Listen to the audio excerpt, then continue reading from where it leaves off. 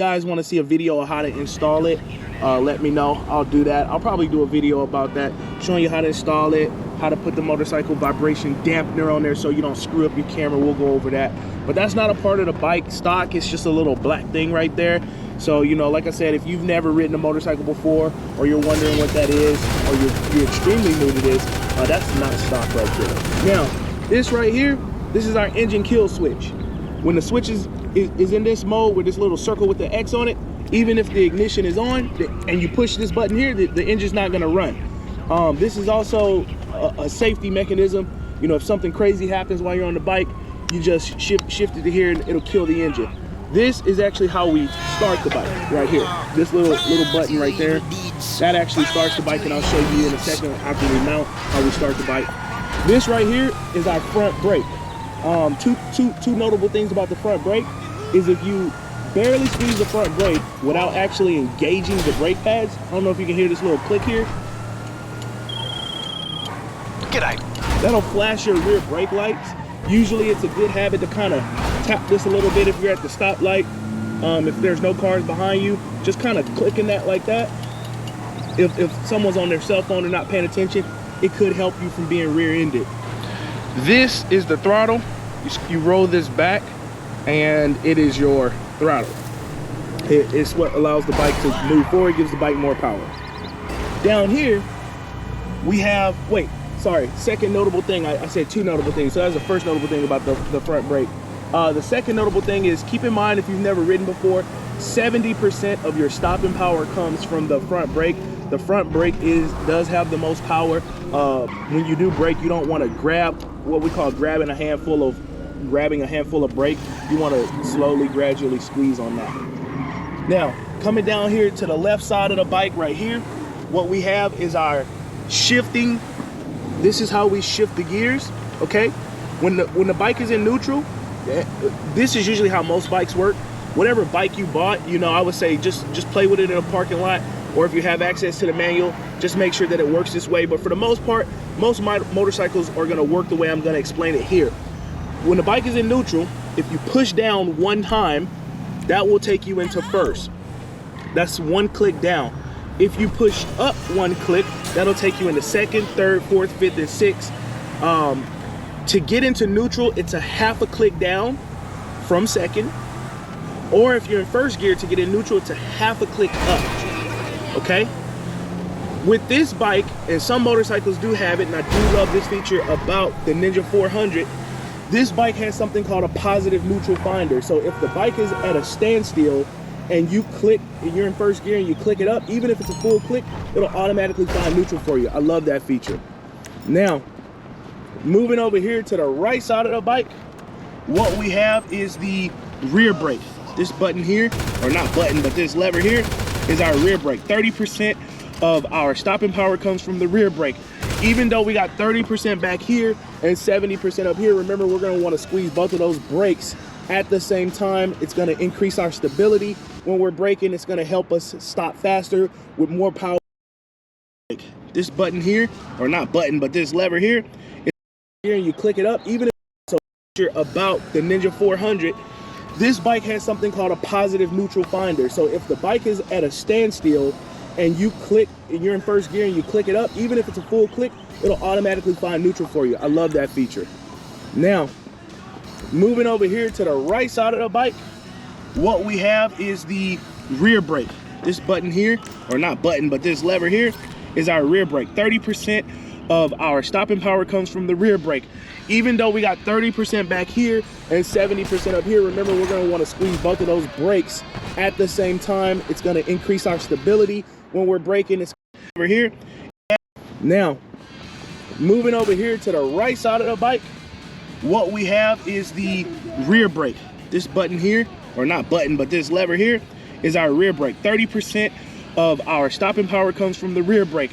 Even though we got 30% back here and 70% up here, remember, we're gonna wanna squeeze both of those brakes at the same time. It's gonna increase our stability when we're braking. It's gonna help us stop faster with more power and in a more smooth manner.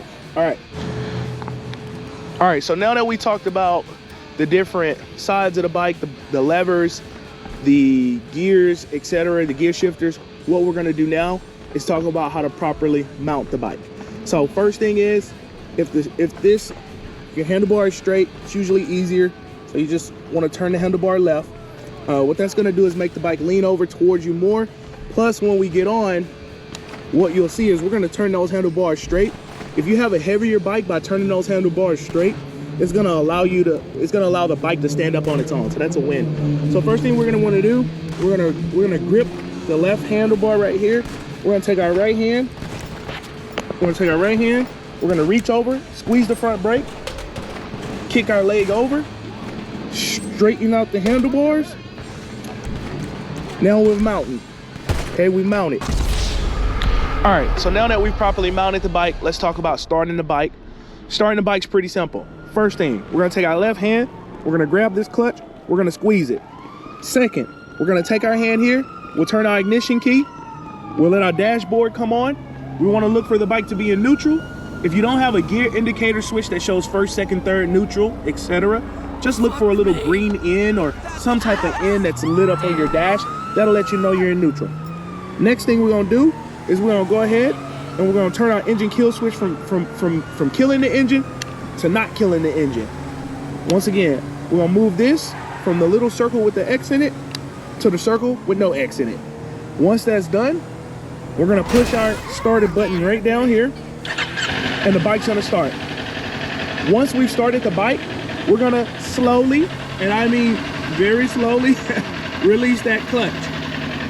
Even though the bike is in neutral and we know it's in neutral, the reason we're gonna slowly release the clutch is we wanna get in the habit of good clutch control. We don't wanna be doing this. You get in the habit of doing that, you get killed out there. So remember, it's not practice that makes perfect, it's perfect practice that makes perfect. Using our left leg, we push down and get the bike in the first gear. Notice that the neutral light is gone. If this is your first time riding, you'll notice that the bike, when you put it in first gear, will make a clunking noise and it will jump forward like this. That's normal. Your bike's not broken. Unless you bought it used from someone shady on Craigslist, then I can't help you. But now that we're in first gear, all we're gonna do, even though our hand is on the throttle, we're not giving it gas. We are not doing this. This bike will jump from underneath you. First gear is usually gonna have your most torque. So all we wanna do to get the bike rolling and underway is slowly release the clutch. And I want you to listen for that friction zone. I'm gonna hit the friction zone 3 times. And when we're hitting that friction zone, we're gonna just keep slowly releasing and the bike's gonna move on its own. But I want you to listen for that friction zone. Listen, see if you can hear it. All right, one more time. And friction. You hear that? It's like a whining noise. One more time. That's normal. That's our friction.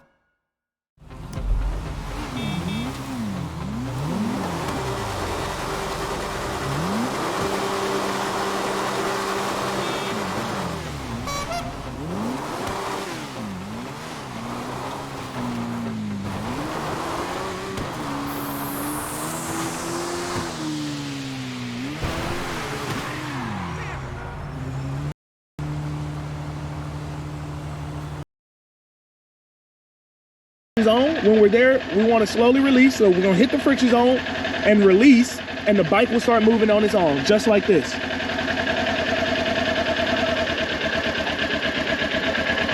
Now, notice this hand is free. I'm not giving the bike any gas.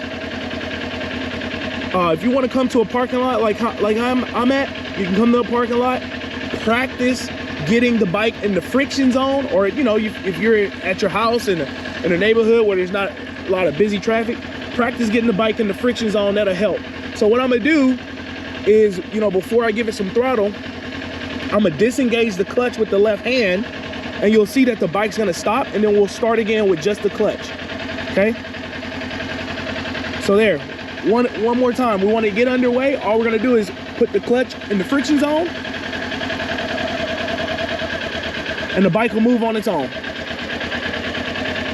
Simple. All right, now let's give it some gas and move into stopping the bike. So just a little bit of gas. It doesn't take much to move the bike in first gear. My recommendation would be, you know, especially if you're a newer rider, come to a parking lot and just ride around in first gear. It may look pretty simple how I'm, you know, riding at 6 miles an hour in first gear. It's not as easy as it looks. I used to screw it up a lot and get the bike jumping like a freaking Bronco from Texas. But you know, come to a parking lot, practice throttle control, give it a little bit more gas.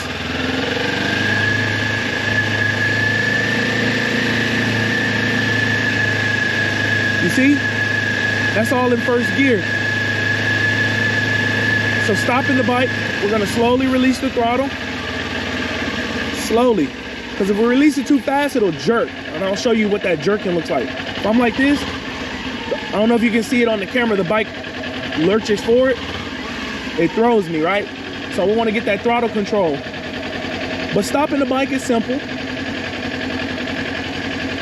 All we do is slowly release the clutch, slowly squeeze the front and rear brake at the same time, shift up, back into neutral. To stop the bike, slowly roll off the throttle with the right hand while opening the clutch with the left hand, simultaneously braking with the front brake and the rear brake, slow gradual squeeze on the front and rear brake, moving the bike into neutral by shifting up. Hitting our engine kill switch here first. Now, some people will hit the ignition first. Some people hit the engine kill switch. I do the engine kill switch because that's how I was taught in the motorcycle safety course.